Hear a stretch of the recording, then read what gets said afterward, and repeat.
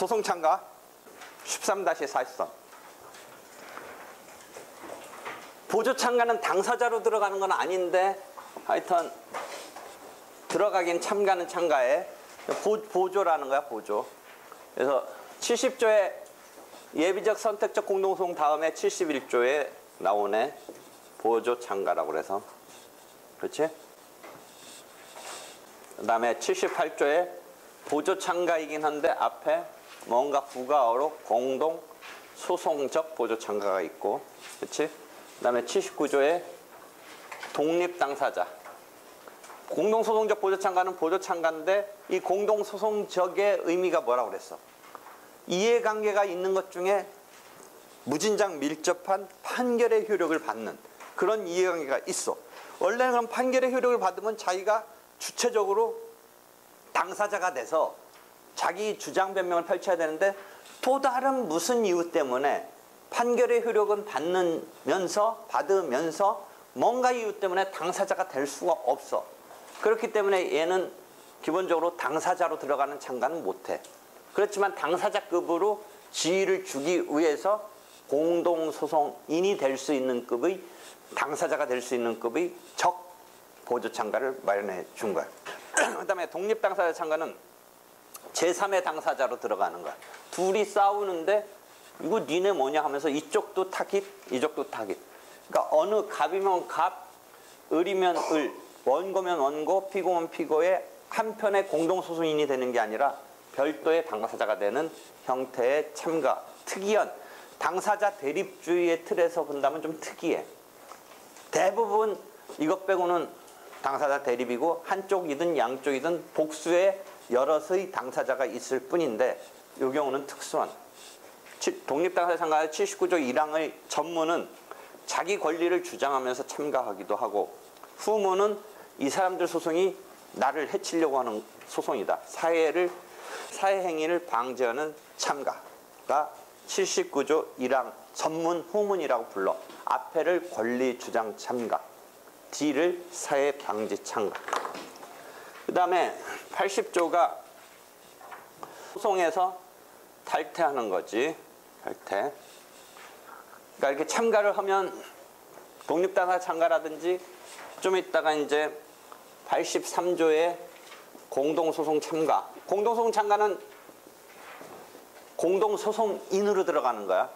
공동소송인.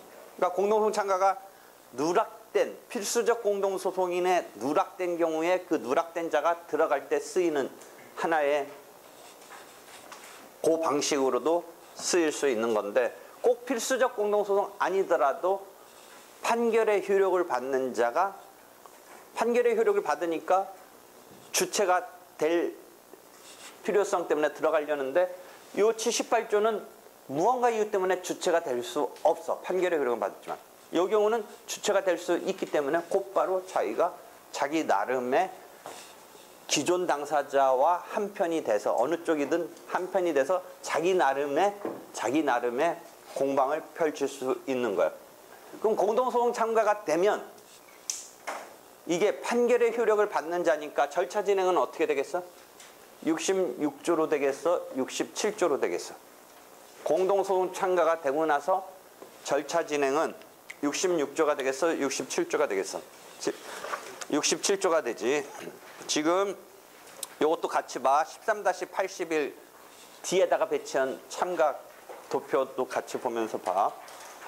이 도표를 앞에다 배치할까 또 생각했다가 앞에다 배치하면 설명이 끝나고 다 모아서 뒤에 배치하는 게 나을 것 같아서 뒤에 배치했어. 13-8의 그림 그것도 참고하면서 들어. 그래서 이 경우는 절차 진행이 67조로 진행돼. 교과서 보면 그렇게 돼 있어. 공동소송적 보조참가도 보조참가이지만 이 보조참가가 아니라 공동소송인급의 지위를 부여하기 위해서 마련한 제도니까 절차 진행이 어떻게 되겠어? 순수한 보조참가라면 71조 다음에 72조부터 쭉 저번 때 얘기했듯이 요 다수당사자 그룹에서 제일 다수당사자가 아닌 보조에 불과한 건데 조문은 왜 많은지를 한번 설명했잖아. 요 자체는 당사자가 아니니까. 당사자라면 절차 진행은 자기 소송 자기가 하는 거지. 그게 독립이냐 아니냐일 뿐이지. 그게 독립이면 66조, 아니면 67조일 뿐이지. 근데 공동소송적 보조참가는 이 경우에 절차 진행이 66조냐 67조냐에서 67조로 된다고 아마 조문에도 있을 거야. 78조에 보면. 맞나? 아닌가? 67조 준용한다고 돼 있어? 그러니까 조문이 없어도 66조냐 67조냐 밖에 없는 건데, 물론 70조의 예비적 선택적 공동소송은 돌연변이야. 조금 돌연변. 그건 무시하면 어떤 공동소송이더라도, 그 다음에 공동소송적 보조참가도 공동소송인급의 지위를 주기로 했다면 절차 진행이 어떻게 될 건가? 67조로 될 거다 라고 우리가 생각해낼 수 있는데, 조문 자체가 78조에서 한번 읽어줘봐. 78조. 재판의 효력이 미쳐. 그치? 그러니까 원래 재판의 효력이 미치면 자기가 판결의 효력이 자기한테 막 지금 내려올 것 같으니까 들어가서 자기가 하나의 주체로 돼서 싸워야겠다라고 할 수 있는 상황인데, 이때는 밋이잖아. 밋. 언제 및 말고 내지라는 거가 한 번 있었어. 어디서? 예비적 선택적 공동소송에서는 67조 내지 69조를 준용한다가 있었지. 지금 여기는 밋이잖아. 밋. 내지는 그러니까 68조까지 들어가는 의미고, 그래서 68조가 필수적 공동소송인, 누락된 필수적 공동소송인을 추가하는 거고, 그 얘기 때문에 예비적 선택적 공동소송은 후발적으로도 있을 수 있다가 68조를 준용하면서 나오는 것이지. 이야기를 다 했어. 됐지? 이렇게 되고 81조 다음에 81조, 82조는 이제 당사자가 소송, 승계, 갑을 간에 싸우다가 병한테 넘어갔다든지 이쪽 정한테 넘어갔을 때 이 사람이 이 사람들을 승계하는 거지. 원고면 원고, 피고면 피고를 승계하는 거고, 81조는 이쪽이 적극적으로 들어가는 참가하는 승계고, 82조는 기존 당사자한테 끌려 들어오는 인수 승계고, 요거지. 그래서 이게 조문이 다 된 거야. 그지? 그다음에 83조, 그다음에 84조부터 86조까지는 소송을 계속됐다는 것을 알려준다. 이런 참가할 사람들한테. 그럼 이게 왜 여기에 있느냐?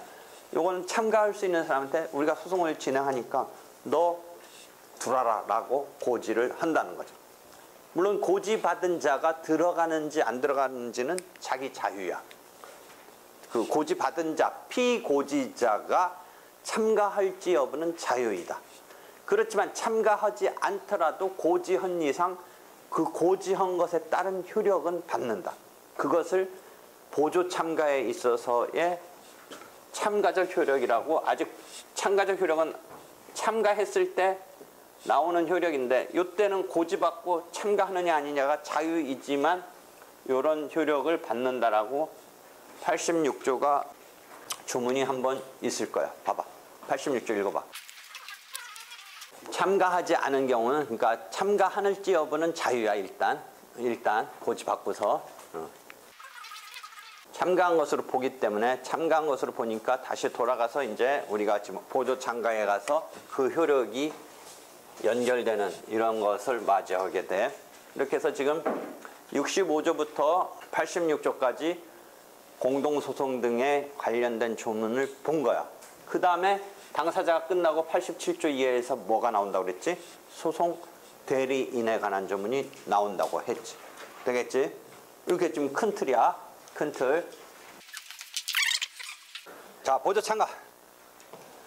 보조 참가는 다른 사람의 소송의 계속 중에, 참가는 다 전제가 뭐야? 소송 계속 중에. 소송의 결과에, 이 소송의 결과의 이해관계. 그럼 아까도 조금 나왔듯이 이 소송의 결과의 이해관계 중에 억수로 이해관계는 뭐야? 판결의 효력을 받는 게 억수로 이해관계야. 다만 사실상 이해관계는 여기서 우리가 말하는 범죄의 이해관계는 아니야. 그냥 법률상 이해관계라는 말을 쓰면 되는데, 혹시 법률상의 말을 빼놓고 하더라도 여기서 말하는 우리가 의미 있는 거는 법률상 이해관계야. 그래서 법률상 이해관계, 소송의 결과에 있는 자가 판결의 효력을 받는 경우는 강력한 이해관계지. 이 자가 법률상 이해관계가 있어야 돼. 근데 좀 이따 보면 이 소송의 결과라는 조문의 요 문구가 무엇을 의미하느냐가 논란이 돼. 나는 널리 분쟁을 이례적 해결하려는 입장이기 때문에 가급적 널리 해석을 하려는 입장인데, 통설 판례는 이 경우에 앞사건의 결론이란 말은 이유 중의 판단 말고 소송물적인 그 주문의 판단만의 이해관계라고 풀이하고 있어. 나는 이유 중의 판단에도 뭔가 이해관계를 걸려면 걸 수도 있다고 좀 더 넓게 보려는 입장, 나 포함해서 한두 명 그런 사람들이 있는데, 통설 판례는 소송의 결과라는 것은 주문 중의 판단, 즉 소송물 자체, 이유에 걸리는 이해관계는 아니라는 거야. 이유에 걸리는 이해관계는. 막 하나 실제 문제가 됐던 게, 대학교 등록금을 내고서 합격했다가 딴 학교 가면 옛날에는 한때 안 돌려준 적이 있었나 봐. 대학교 입장에서. 근데 하여튼 니네 학교 안 가게 됐으니까 돌려달라고 하는 소송이 한 번 있었어. 서경대인가를 상대로 한 번 있었어. 근데 서경대를 상대로 한 번 있었었는데, 다른 대학이 왠지 자기네도 그런 불똥이 튈 것 같으니까 어떤 학생이 서경대에 입학했다가 안 들어갔으니까 등록금을 돌려달라고 하는 소송에 국민대가 참가를 했어. 국민대가. 그때 국민대의 민사법 교수가 인데, 그래서 그 민사법 교수가 나처럼 이걸 널리 보는 거야, 참가에 대해서.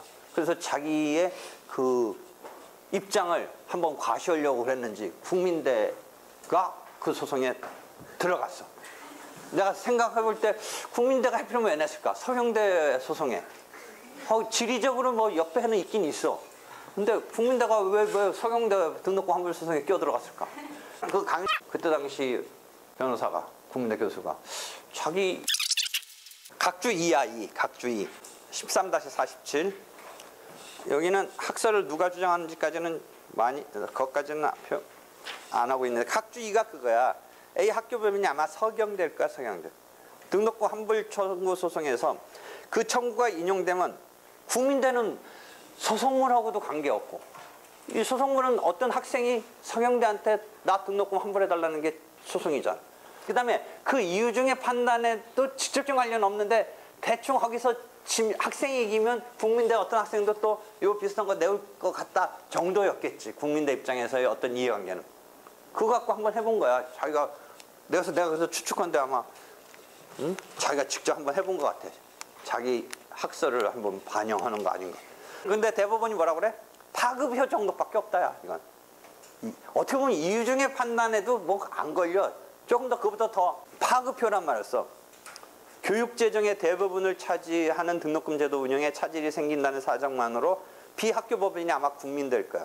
비학교법인은 등록금 환불 청구 소송의 결과에 대한 법률상 이해관계가 있다고 할 수 없다. 인 거야. 그런 거야. 다시 올라가서 보면 법률상 이해관계이어야 한다는 거지. 지금 소송 계속 중 13-46을 보고 있어. 그래서 그 볼드체로 쭉 눈을 쫓아가서 보면 직접 판결의 효력이 미치는 경우이어야 되고, 주문 중인 소송물의 권리관계 전부에 논리적으로 의존관계에 있을 때 소송물의 포인트야. 근데 밑에 볼드체로 내려가면 이유 중에 판단에 영향을 받는 경우에 포함된다고 보는 입장이 있다. 그게 나하고 아까 강 교수 입장이야. 왜냐하면 내가 그 560면에 가서 보면 생각한데가 내 얘기야. 그게 널리 보려는 내 입장의 이야기. 그런 정도고, 절차를 현저하게 지연시키지 않을 것. 참가니까 이미 이 절차가 마무리 단계에 됐다든지 하는 것은 참가에 들어와서 더 헷갈리게 하니까 들어올 수 없게 하는 거지. 그런 요건, 다시 요건을 보자. 다른 사람 사이의 소송. 그러니까 거기서 13-45 보면 이런 특이한 경우죠. 자기가 소송하면서 말도 안 되는 거지. 그래도 내가 설명을 친절하게 가보려고 싸우는데 자기가 이쪽으로 참가를. 자기가 당사자이자 상대방이 보조 참가. 될 수가 있겠냐? 자기 소송의 상대방에는 참가할 수 없다. 13, 40. 그럼 이 말을 왜 썼느냐? 이 말을 왜 썼느냐? 이런 상황은 있을 수 있기 때문에 그래. 이건 너무 황당하잖아. 자기가 소송하면서 상대방한테 참가한다는 게 뭐 어떻게 뭐 한 예를 들어봐. 이거 뭐 어떻게 황당한, 굳이 뭐 말할 필요도 없는 황당한 상황이지. 근데 이런 경우는 있었어. 이것 때문에 써 있어. 갑이 공동 가해자로 해서 을병한테 손해배상 청구 소송을 했는데 이렇게 됐다고 쳐봐. 그러면 누가 항소할 수 있어? 을이 항소할 수 있어. 병도 스스로 이거 이거 필수적 공동소송이 아니고 통상의 공동소송이면 병도 나름대로 항소할 수 있어. 근데 무언가 이유 때문에 을은 항소를 했는데 병은 항소를 안 했어. 병은 항소를 안 했어. 봐봐. 병이 항소를 안 하고 자기는 오히려 누구 편에 가서 붙어? 누구 편에 가서 붙어? 갑의 보조 참가를 하는 경우, 이런 경우가 나와. 자, 다시 어떤 거냐면 이런 상황이야. 판례야. 맨날 지금 잡담만 한다고 생각하지 마. 판례야 이건. 고속도로에서 막 가. 그러면 아까 나도 한번 돌쳐서 차 유리창 조수석 깨져본 적이 있는데 철판이 확 튀어가지고 바퀴가 이게 잘못 탄력, 참 운이 나쁜 건데 밖에 탄력 받아서 깔려있던 철판이 한 30cm 철판이 조수석 뚫고 들어왔어. 튀어 들어왔는데 조수석에 탔던 조카가 죽었어. 가족이 죽었어. 그럼 이 죽은 사람 입장에서는 누구를 피고로 손해배상 청구 소송을 했겠어? 세 피고가 나와. 상상해봐. 고속도로에서 철판이 깔려있던 게 앞차가 탁 뭔가 때문에 반동으로 튀어올라서 쫓아가던 뒷차에 조속 들어와서 죽었어. 죽은 사람 입장에서는 누굴 타깃을 해야 돼? 3명이 나와. 3명 타. 고속도로 관리, 뭐 도로공사 같은 거. 앞차, 즉 앞차의 보험회사. 또 하나는 또 하나. 그치. 그거 놓치기 쉬운 건데, 우리가 보통 차를 사고 내면 차 외부의 충격으로 외부 사람 죽였기 때문에 그 외부 사람한테 이 차가 손해배상 해줘야 되는 가해자가 된다는 건 뭐 당연히 알지만 이 차에 타고 있는데 누가 지금 가해자가 된 거야? 차량 운행자. 즉, 뭐 그 친족관계라도 하여튼 친족관계 내지는 그 친족관계, 그 차량의 보험회사. 무슨 말인지 알겠어? 그렇게 해서 도로공사, 그 다음에 앞차량, 그 다음에 을병정, 그 탑승 차량, 이게 다 보험회사들이야 결국은. 이렇게 걸려 있어. 근데 누구만한테만 이기게 됐냐면 도로공사 빠져나갔어. 열심히 도로를 관리했다. 즉 도로 관리 일지를 막 내세우면서 그 즈음에 이물질 같은 게 없었다. 근데 그 사이에 떨어진 건 불가항력이다. 이래서 빠져나간 거야. 그러면서 하여튼 뭔가 일지의 상으로는 한 10분 전까지는 이상무 뭐 이런 일지가 나와. 뭐 그게 뭐 어떻게 되는지 모르지만 찬찬히 살피고 쓴 건지 뭔지 몰라도 하여튼 일지상으로는 그러니까 10분 뒤에 벌어진 거는 뭐 불가항력이다. 이러면서 빠져나갔어. 그 다음에 특이하게 앞차량이 빠져나갔어. 앞차량도 인정 안 됐어. 앞차량이 뭔가 정상적으로 운행하면서 밖에 튄 거다 하고서 하여튼 앞차량이, 내가 볼 때는 앞차량이 어떻게 빠져나왔는지 몰라. 그러고서 결국은 누구만 남았어? 탑승 차량의 보험회사. 탑승 차량의 보험회사는 그럼 당연히 거의 무과실적인 자동차 손해배상에서 그 소유주의 운행자의 무과실 책임져. 그렇게 됐어. 그러니까 이 입장에서는 탑승 차량의 입장에서는 받아들였어. 자기네가 졌어. 물어줘야 되는 거야. 받아들였어. 근데 이 사람들은 빠져나가니까 항소할 필요도 없지. 자기네들한테는 하여튼 도로공사랑 앞차량은 배상할 필요 없다라고 빠져나갔으니까 항소도 안 오는데, 항소 안 오는 정도에 그치는 게 아니라 여기에 대해서 이 탑승 차량의 입장에서는 지금 항소를 하면서, 잘 봐봐, 희한한 상황이 벌어져. 항소를 하면서 자기가 갑의 보조 참가를 해. 1심에서는, 하급심에서는 상대방이었어. 갑과 이 정이 상대방이었어. 근데 정은 물어주는 걸 이제 수용해. 수용을 하는데 뭐가 이 사람한테는 불만이야. 얘네들이 잘못한 건데 왜 나한테만 덤태겠어 그냥. 얘네들이 잘못한 건데. 적어도 얘네들도 책임져야지. 그러니까 공동 불법 행위는 민법적으로 뭐야? 부진정 연대 책임이니까 일단은 피해자한테는 다 물어주되 자기네끼리는 이제 구상하면서 뭔가 적절하게 해야 되잖아. 근데 지금 이 상태로 가면 어떻게 돼? 자기만 독박 쓰잖아. 앞 차량하고 도로공사는 빠져나가잖아. 그러니까 이 사람 생각은 뭐야? 자기 게 억울해서 항소한 게 아니고 자기 건 받아들여. 근데 누구도 같이 책임져야 된다는 생각을 갖고 있어? 도로공사랑 앞차량 보험회사. 그러니까 자기가 항소한 건 갑에 대한 불만이라기보다는 얘네들은 좋다고 빠져나갈 것 같으니까 그 다음에 갑의 입장에서 피해자는 또 어떤 생각이냐면 자기는 어차피 셋 중에 여기한테 부진정 연대로 그 차량한테는 다 받으니까 거꾸로 이쪽도 여기다 항소를 안 해.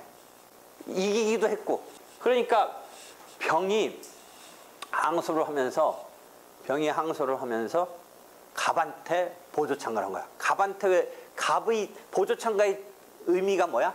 그 참가 당하는 사람의 승소를 보조하기 위해서 들어가는데 갑의 승소를 자기가 당사자로 들어가는 게 아니고 보조참가를 해서 지금 항소를 하고 보조참가를 해서 당사자가 된 게 아니고 보조참가를 해, 갑한테. 그럼 갑이 이기길 바라는 거야. 누구한테? 도로공사나 앞차량, 튕긴 차량의 보험회사한테 이기길 바래. 그 이기기를 바라는 의미에서 보조를 해준 거야. 자기 거에 불만은 없어. 자기는 물어줘야 된다고 생각해. 그럼 이 사람의 의도는 뭐야? 도로공사랑 앞차량 니도 일정 부분 책임져야 된다 라는 생각으로 들어가는 거야. 이때 봐봐. 상대방한테 보조 참가하는 경우가 나온 거야. 상대방한테. 그래서 그 문장이 있는 거야. 잘 봐봐.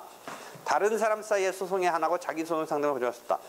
그리고 그 다음에 그 밑에 그러나 자기의 공동소송인 또는 공동소송인의 상대방을 의하여 참가할 수 있다. 이 문장이 언뜻 보면 어려워. 자기의 공동소송인. 이때는 어떤 의미야? 이 사람들의 상대방. 그래서 자기의 공동소송인 또는 공동소송인의 상대방을 위해서 참가할 수 있다 라는 거야. 되겠지? 그런 상황이 나와. 소송 계속 중에. 그러면 요 판례가 각주 4번의 판례의 내용이야. 내가 설명한 게. 그래서 여러분이 연습 문제 풀면 요 각주 4번의 판례를 내가 문제화한 거를 풀게 돼. 연습책 같은 데 가서 보면. 뭐 때문에 푸냐면 여러 가지 쟁점이 있어. 지금 상대방한테 보조 참가하고 그 다음에 상대방이 항소를 안 했는데 보조 참가인은 피참가인의 행위에 대해서 지위가 유리한 행위를 할 수가 있어. 그래서 13-53 봐봐. 13-53 보조 참가이니까 당사자는 아니지만 이 사람의 지위에 대해서 그래서 조문이 많다고 하면서 참가인은 소송 관여의 기회가 주어져 피참가인을 의해서 피참가인이 할 수 있는 일체의 소송 행위를 그러니까 자기 입장에서 자기가 당사자는 아니지만 보조자의 의미에서 피참가인이 할 수 있는 일체의 소송 행위를 스스로 할 수 있는 것이 원칙이다. 하면서 그 가로에 보면 밑에서 둘째 줄에 가로에 보면 상소 제기를 할 수 있어. 그러니까 참가를 하는 것에 대해서 자기가 지금 이 사람 입장에서는 자기 거는 그냥 받아들여. 정은 자기 건 받아들여. 그 다음에 갑의 입장에서 항소를 제기하면서 보조 참가를 하는 자기가 보조 참가하는 이런 상황이 벌어지기 때문에 이 부분이 이해하기 조금 어려운 교과서적인 문장인데 이 판례의 사안이 그런 사안이야. 그래서 99년 판례를 각주사에 냈어. 그럼 각주사에 원래 내가 했던 포인트는 이 차량 탑승 차량의 보험회사가 보조 참가할 수 있는 법률상 이해관계가 있느냐 부분서 앞 사건의 가타부타의 소송물 자체의 이해관계는 아니고 앞 사건이 갑이 이겼으면 자기네가 앞 차량이나 도로공사하고 손해배상을 구상할 수 있다는 정도의 거지 이 자체를 그대로 효력을 받는 관계는 아니기 때문에 만약 이게 보조참가할 수 있다라고 본다면 소송물인 주문 중의 판단의 이해관계가 아니라 이유 중의 판단의 이해관계에 불과한 관계인 것 같은데 보조참가할 수 있다라고 하고 있으니 내 이론을 뒷받침하는 판례다라고 액센트를 준 건데 아무도 내 말을 듣지 않고 있어. 나는 이 판례가 이유 중의 판단에 이해관계가 있는 급 정도에 불과한 것 같은데 보조참가된 거다. 즉 내 논증은 뭐야? 이 탑승 차량은 어차피 자기 물어줘야 되고 갑이 도로공사한테 이기든 갑이 앞 차량한테 이기든은 그 소송 자체의 소송물에 이겼다 한들 자기한테는 직접적인 뭔가는 없어. 다만 그 의도하는 바는 뭐야? 나중에 서로 구상관계에서 유리한 고지를 점으려고 하는 거지. 니네들 책임 있다더라. 니네들 책임 있다더라. 그러니까 그게 과연 주문 중 소송물에 대한 이해관계였느냐 볼 때 난 그건 아닌 것 같다. 이 사안에. 이유 중에 이해관계 같다는 거야. 그런 측면에서 접근했는데 딴 사람들이 동조하지 않아. 나는 거기 봐봐. 통설에 따른다면 그 각주사의 6째 줄 통설에 따른다면 오히려 보조참가 이익이 있는 사안은 아닌 것 같다가 내 이야기야. 다만 딴 사람이 아무도 호응하지 않으니까 여러분도 무시하고 13-49로 가. 참가 신청은 그 5째 줄 참가인으로서 할 수 있는 소송행위와 동시에 할 수 있다. 그게 우리가 일반적인 상상은 뭐야? 참가를 하려면 뭔가가 전개돼야 되는데 상소 제기해서 상소심을 열어놓고 들어가는 거가 동시 타임으로 들어갈 수 있다 이거야. 원래는 있어야 되고 참가한다는데 이 갑이 항소를 안 해. 갑이 항소를 안 해. 아까 피해자는 뭐야? 그냥 3명하고는 싸웠지만 결국 한 명이 완벽하게 준다면 항소할 생각이 없는 거야. 근데 지금 누구는 깝깝한 거야? 그 탑승 차량의 보험회사는 깝깝해. 자기만 독박 쓰고 있는 상황으로 가니까 깝깝해. 그러니까 보조참가를 하려는데 항소와 보조참가를 동시에 하는 거야. 원래는 보조참가인이 돼서 보조참가인으로서 항소 제기를 해야 되는데 지금은 1심이 끝났기 때문에 보조참가하기 전에 이 상황이 없으니까 항소와 보조참가 동시에 되면서 항소심이 전개될 거다, 보조참가할 거다가 지금 동시에 들어간 거야. 그 말을 하고 있는 거야. 조금 이해하기 어려운 부분들이 있는데 99년 판례를 내가 사례화한 거는 그 어려워하는 부분을 이해하기에 좋은 사례야. 그래서 연습책에 있어. 아마 문제집 등에 나올 거야. 아까 말한 대로 내 얘기를 따르는 것 같진 않지만 다 이건 그 분석을 소개는 해. 그다음에 참가인의 지위는 아까 말한 대로 그 박스를 잘 이해해. 기본적으로는 당사자가 아닌 거야. 그러니까 기본적으로는 종속성이 센 거지 독자성은 없어. 독립성은 없어. 그러니까 뭐야? 참가인이 사망하더라도 당사자가 아니니까 절차 중단 사유가 아니다. 그다음에 참가인의 소송행위는 뭐야? 그 13-53 부분 쭉 보면서 양가로 2번 봐봐. 76조 2항. 양가로 이 중간 부분. 참가인의 소송행위가 피참가인의 소송행위에 어긋나는 경우는 누구 거를 우선으로 해주겠어? 이 사람은 보조자니까 피참가인의 게 우선돼야 되니까 참가인의 소송행위 효력이 없다. 그런 식으로 쭉 돼. 다만 뭐 독립성 다시 왼쪽 그림 오면 기일통지나 소송서류 송달은 당사자는 아니지만 해준다. 뭐 그런 거지.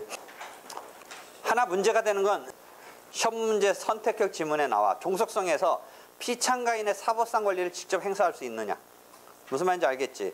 피참가인. 그럼 다시 그 질문에 대한 거 하나씩 보자. 76조 1항 당사는 참가할 때 소송의 진행 정도에 따라 셋째 줄, 넷째 줄 피참가인이 할 수 없는 소송인 참가인도 할 수 없다. 종속적인 거지. 가령 시기에 늦은 공격 방어 방법은 피참가인이 할 수 없는데 참가인 기준으로는 나 인제 들어갔으니까 나는 시기에 늦냐 아니냐. 나 인제 들어왔다. 이런 말 할 수 없다는 거지. 피참가인 기준으로 한다는 거지. 가로 2번. 가령 피참가인이 이미 자백을 한 이상 자기가 막 따지고 싸울 이런 상황이 될 수는 없다는 거지. 피참가인이 상소를 포기한 뒤에는 참가인은 상소를 제기할 수 없어. 상소를 포기했기 때문에 적극적으로. 아까는 뭐야? 아까는 항소 상소를 안 했을 때는 할 수 있어. 자, 항소 상소를 소극적으로 안 한 거와 지금은 항소 상소를 포기한 경우는 좀 틀려. 피창가인이 항소 상소를 안 한 경우는 소극적인 상태니까, 그 다음에 항소라는 건 진 사람 입장에서 보면 다시 불복하는 거니까 나쁠 건 없어, 적어도. 근데 포기한 경우를 거슬리는 것까지는 안 된다는 거지. 피창가인이 상소를 적극적으로 안 하겠다고 포기했는데 이 참가인이 막 그걸 열어달라는 행위를 허용할 수는 없다는 거지.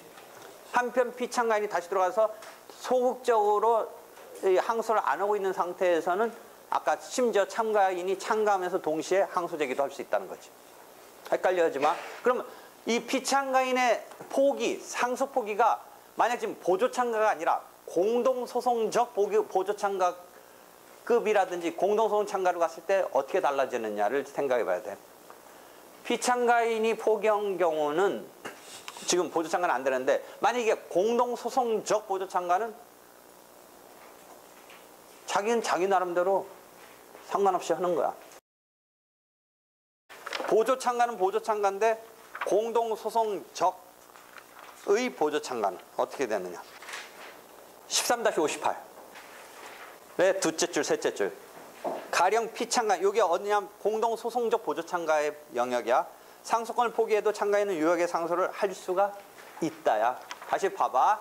보조참가는 피참가인이 상소를 포기하면 참가인이 그만둬야 돼. 어쩔 수 없어. 근데 그 다음에 보조참가는 보조참가인데 공동소송적 보조참가는 공동소송참가처럼 공동소송인급으로 해주니까 설사 네가 포기해도 공동소송적 보조참가인은 유효하게 자기 나름의 구애받지 않는다. 그 얘기를 지금 하고 있는 거지. 어떻게 돌아가는지 알겠지? 가로 3 다시 와서 가로 3. 피참가인의 불이익한 행위, 포기 인락 소송하에는 참가인이 할 수 없다. 그치? 그 다음에 가로 5가 아까 문제야. 피참가인의 사법상 행위를 행사할 수 있느냐 보면서 없다. 자기가 피참가인의 계약 취소권을 행사할 수는 없다. 다만 사법상 제3자에게 그 행사의 권능이 인정되는 것. 민법에 보면 보증인이 주채무자의 반대채권으로 상계할 수 있는 경우, 만약 보증인이 참가인이라면 피참가인의 반대채권 상계권을 민법에서 행사할 수 있다고 하니 여기서 행사할 수 있다. 기본적 원칙적으로는 행사할 수 없다. 이해되겠지? 이 보조참가인은 괜히 다수상사대에 들어가지고 막 해집어놔서 그래. 13-55. 그 효력은 우리가 기판력이 아니라 다른 참가는 참가했을 때의 효력에 대해서 조문이 여기서 하나도 안 나타나. 어디서 갖다 쓰면 돼? 218조의 판결의 효력은 당사자 사이에 미친다. 그 다음에 참가한 경우에 다 당사자로 들어가니까 그 조문을 그대로 쓰는 거야. 218조. 그런데 보조참가는 당사자가 아니니까 여기서 한마디 해줘. 한마디. 그래서 13-55 보면 218조로 처리하는 게 아니라 여기서는 77조가 일정한 경우에 어떻게 자기가 적극적인 행위를 하는 데 있어서 뭔가 못하는 경우를 빼놓고는 결국 참가인은 보조는 했지만 판결의 효력을 받는다라고 표현하고 있어. 참가인에 대해서도 재판은 효력이 미친다. 조문 정확히 보면 재판은 참가인에 대해서도 그 효력이 미친다. 그럼 이 재판이 218조처럼 판결의 기판력이냐라는 논란이 있는데 아니라고 보는 거야. 참가적 효력이라고 보는 거야. 참가했을 때, 즉 참가적 효력은 뭐야? 네가 참가했지만 나중에 와서 참가한 사람이 져. 그럼 이런 게 보조참가의 대표적인 거야. 하나 알아둬. 채권자가 아예 주채무자와 보증인을 같이 공동소송을 걸 수도 있는데 이런 경우야. 채권자가 보증인한테 소송을 냈어. 근데 주채무자가 가만히 바깥에 보니까 보증인이 깨지면 보증인이 자기한테 어떻게 하게 되겠어? 구상권 들어올 것 같잖아. 근데 이 보증인이 왜 지금 소송당하고 있어? 주채무를 보증 섰기 때문에 그러잖아. 그럼 주채무자 입장에서 보면 이 주채무에 뭔가를 이 사람이 다퉈서 이겨내면 자기가 구상해서 해줄 뭐 이런 상황이 안 나오는데 보증인이 져버리면 자기가 구상을 당하게 생겼잖아. 그러니까 여기에 보증인을 위해서 참가를 한다. 이게 보조참가의 하나의 예야. 그러니까 주채무자 보증인을 공동피고로 몰았을 때는 통사의 공동소송이 되지만 채권자가 보증인을 걸고 있는데 소송 바깥에 있던 주채무자가 그 소송에 당사자로 들어갈 수는 있어 없어. 일단 채권자가 보증인을 상대로 하고 있는데 자기가 보니까 보증인이 이게 시원찮아. 자기가 와서 당사자처럼 싸우고 싶어. 돼, 안 돼? 안 돼. 왜? 응? 통상의 공동소송이고 후발적, 주관적, 추가적 병합이 실무상 인정이 안 돼. 그러니까 못 들어가. 보증인과 주채무자는 넓은 의미는 한 배이지만 판결은 각각 받는 건데 자기 판결 자기가 받는 건데 그럼 자기가 판결을 받기 때문에 지금 자기 판결을 자기가 받는 거지 보증인 판결을 그대로 자기가 받는 건 아니거든. 이 사람은 이해관계만 있지 판결의 효력까지는 없어. 그러니까 이 사람 들어갔을 때 뭐 공동소송 참가 같은 거 할 여지가 없어. 그럼 들어간다면 보조참가로 들어가. 그럼 보조참가 들어가서 주채무 소멸 등을 연락에 써왔는데 결국은 깨졌어. 그러면 이 참가적 효력이 어떤 의미냐면 그 다음에 보증인이 주채무를 상대로 너 때문에 내가 보증채무 물어내게 됐고 너 책임이 있었던 거였으니까 주채무 있었던 거니까 네가 나한테 구상 의무 이행해라 라고 했을 때 요때 주채무자가 보증인 간의 사이에서 아니야 여기서 할 수 있겠느냐 보면서 할 수 없다는 의미가 참가적 효력이야. 다시 어려워? 보증인이 채권자하고 싸우는데 주채무자가 가담을 했어. 가담은 지금 보조참가로 가담할 수밖에 없다고 이야기를 했어. 그 다음에 가담을 해서 막 주채무는 이미 소멸됐다 내지는 없는 거라고 싸웠는데 받아들여지지 않고 채권자가 이겼어. 그래서 보증인은 할 수 없이 채권자한테 물어냈어. 물어내고 보증인은 누구한테 와서 네 탓이라고 얘기하냐면 주채무자한테 네 탓이니까 내가 물어낸 거 내놔 했더니 주채무자가 피고가 이제 뭐 버티고 그래서 둘이 소송을 할 때 보증인이 원고가 돼서 주채무자한테 구상금 청구 소송을 하는데 그때의 피고인 주채무자가 주채무 성립에 대해서 다시 한번 나 책임질 일 없었는데 네가 지금 하여튼 물어낸 건 안타깝지만 원래 내가 채권자한테 물어낼 게 아니고 우리가 근데 이 사람이 어떤 효력을 받느냐? 재판의 효력을 받는다. 왜? 보조 참가한 이상 자기가 피참가인과 함께 돼서 보조를 해준 이상 거기에서 깨진 것에 가지고 다시 다투는 것은 넓은 의미에서 보면 신의성실 원칙에 반한다. 둘 사이에서 본다면 그러니까 어떤 신의칙 등등의 바탕을 둔 그런 효력이다라고 하면서 참가적 효력이라는 표현을 쓴다라는 거지. 종전에는 그래서 볼드체 보면 박스 밑에 보면 기판력 확장이라고 보는 입장도 있었으나 현재의 통술 판례는 참가인과 피참가인 즉 요 얘기에서는 참가인 주채무자와 피참가인 보증인이 협력하여 소송을 수행한 이상 패소한 경우에 그 책임을 공평하게 분담하여야 한다는 공평 신의칙 공평관념에 여기서는 공평이란 말을 썼네. 신의칙이 아니라 공평의 관념에 근거한 효력이고 참가인이 뒤에 피참가인에 대한 관계에서 그 판결의 내용이 부당하다고 주장할 수 없는 근반함이 신의칙적인 어떤 구현이지 의 구속력으로서 기판력과 달리 보조참가의 특수한 효력 즉 참가적 효력으로 풀이한다. 되겠지? 그래서 그거야. 그렇게 돼서 지금 보조참가를 받고 공동소송적 보조참가와 공동소송 참가도 조금씩 얘기했는데